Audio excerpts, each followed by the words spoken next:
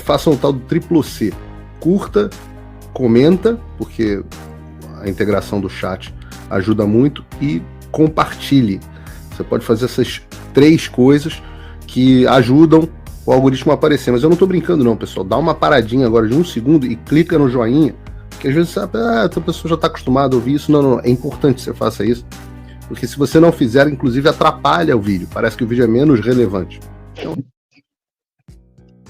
O Rubens Barbosa, um ex-embaixador brasileiro em Washington, e também a diplomacia americana para se aproximar de Taiwan, das empresas em Taiwan que são fundamentais para a produção de semicondutores, e convenceram essas empresas a priorizarem a demanda brasileira, e não muitos outros pedidos, porque obviamente houve grandes demandas e atrasos por numerosos clientes ao redor do mundo.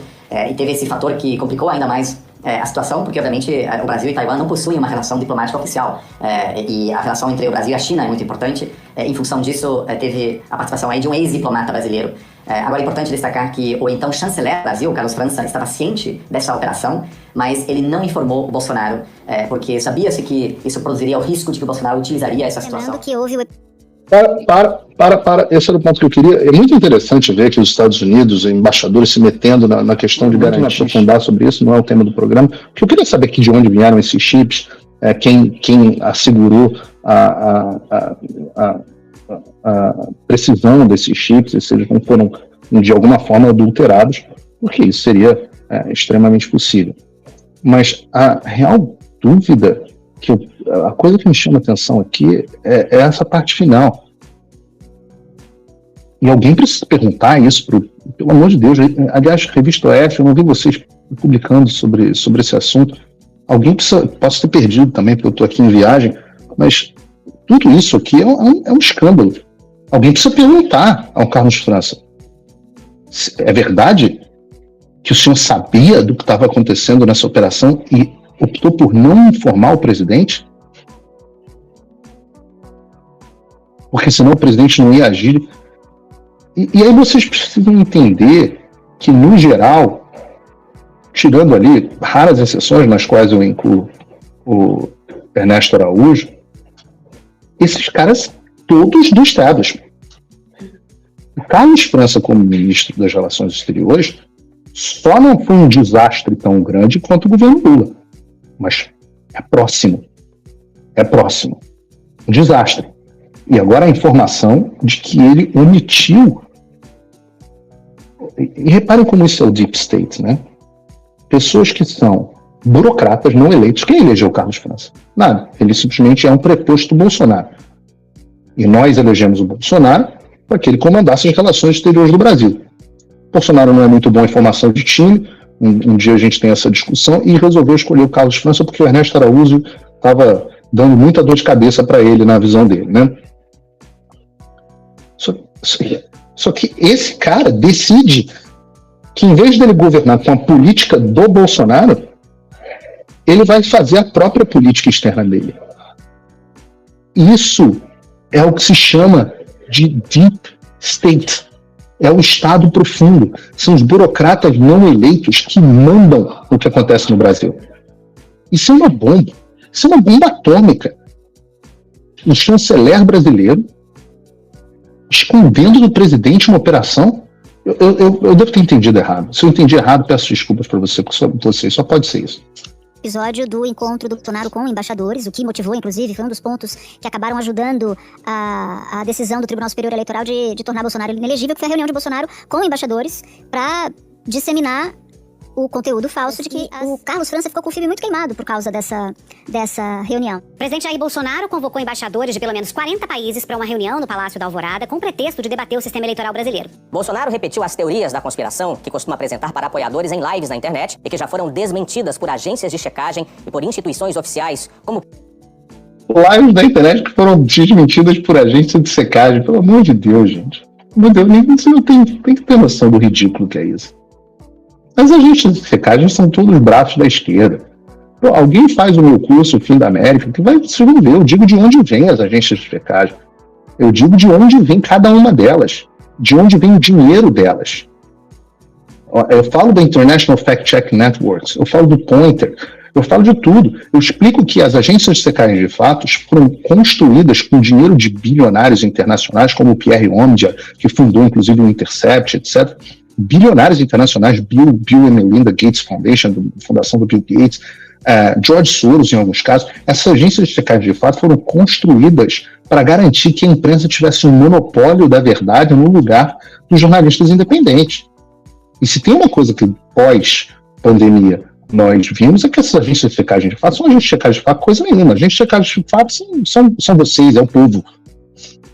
São dos pares dele no Itamaraty, eventualmente até atenuar essa ideia de ele ter sido linha auxiliar do Bolsonaro nos propósitos mais diversos. Sim, e em relação a essa reunião, é importante destacar que a partir desse momento, segundo os relatos que eu ouvi de interlocutores americanos, havia uma percepção global muito clara de que o Bolsonaro poderia estar ativamente questionando, se preparando para questioná-las. Naquele momento, ele foi visto como uma ameaça.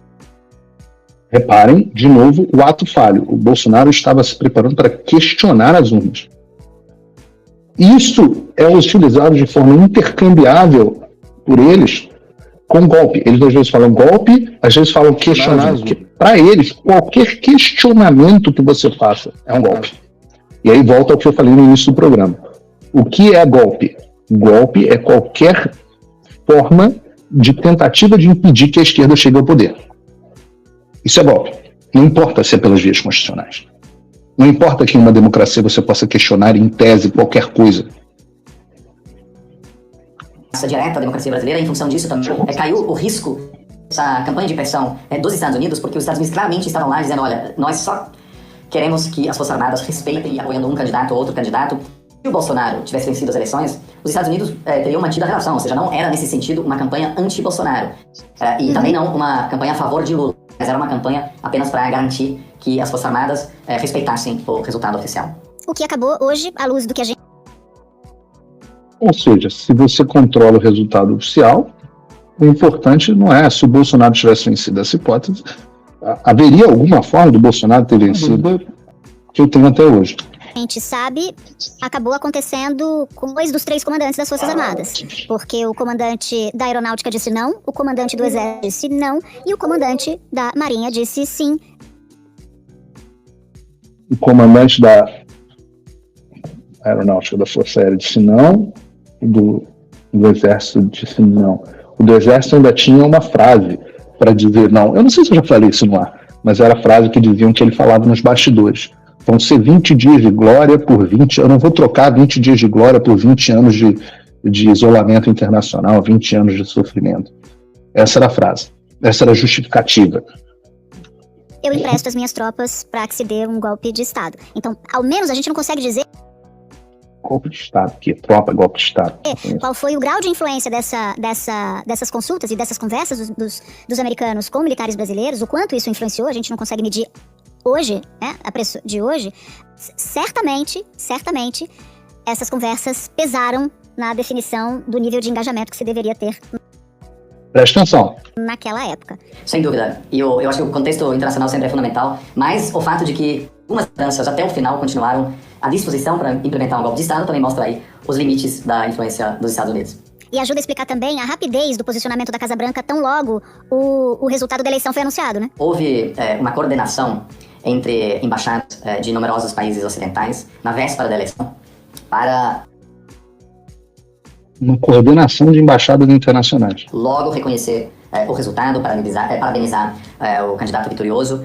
Isso geralmente pode demorar um dia. Naquele momento, ciente da tensão, ciente do risco, a vasta maioria dos governos da Europa, o governo dos Estados Unidos, logo compartilharam nas redes sociais uma comunicação para minimizar novamente aí o risco de uma possível ruptura da democracia brasileira. A reunião para discutir os atos antidemocráticos de 8 de janeiro...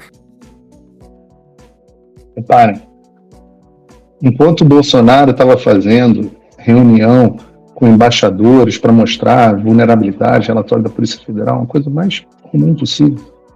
Enquanto o Bolsonaro estava fazendo isso, existia uma rede de coordenação entre as embaixadas dos países de esquerda para ferrar com ele. Esses caras estão num nível de articulação que, para a gente, é inconcebível. Inconcebível. Onde estava o embaixador dos Estados Unidos? Acho que era o Nestor Foster nesse momento. O que ele estava fazendo? O que estava acontecendo? Foi convocada por 12 dos 35 países da OEA. O embaixador americano Thomas Hastings disse que o uso da violência é inaceitável e destacou: os Estados Unidos apoiam o governo brasileiro no desejo de proteger as instituições democráticas e encontrar os responsáveis pelos ataques. Numa rede social, Lula comentou: estou animado para conversar com o presidente Joe Biden, aprofundar a relação entre nossos países. O presidente Lula, inclusive, é bastante agradecido ao Biden, porque algumas atitudes do É bastante agradecido. Só ferra com os Estados Unidos, mas é bastante agradecido. Biden, na avaliação do governo brasileiro, foram cruciais em momentos Como é que ela sabe que o Lula é agradecido ao Biden? muito difíceis.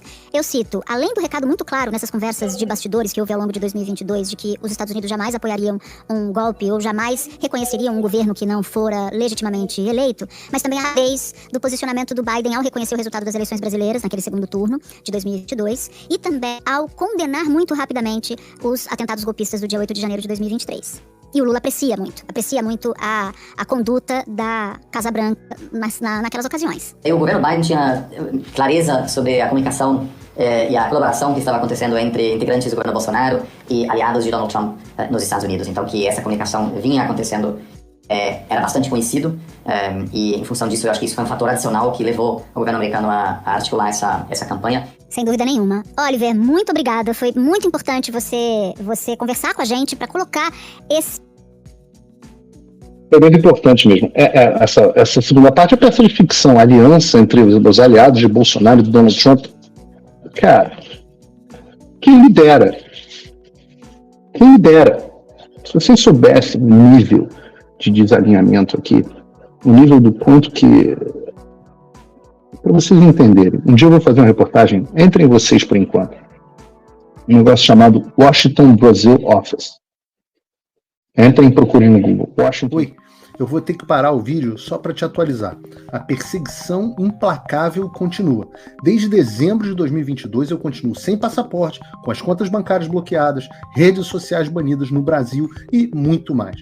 Agora estão vindo atrás de mim até porque eu contei para vocês os bastidores do que acontecia com os militares.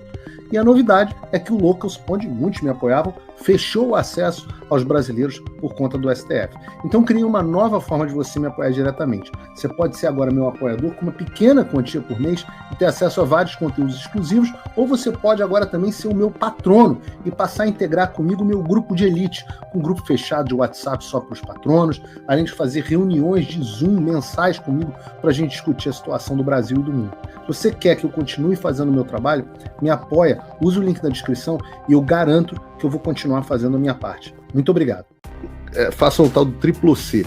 Curta, comenta, porque a integração do chat ajuda muito, e compartilhe. Você pode fazer essas 3 coisas que ajudam o algoritmo a aparecer. Mas eu não estou brincando não, pessoal. Dá uma paradinha agora de 1 segundo e clica no joinha, porque às vezes a pessoa já está acostumada a ouvir isso. Não. É importante que você faça isso, porque se você não fizer, inclusive atrapalha o vídeo. Parece que o vídeo é menos relevante. Então, também faço aqui o meu convite da minha parte para você assinar a plataforma do Fio Diário e começar a acompanhar uma plataforma realmente livre e que vai dar oportunidade das pessoas falarem o que pensam e dizerem a verdade. Se você não incentivar um veículo de mídia independente como esse, quem vai fazer por você?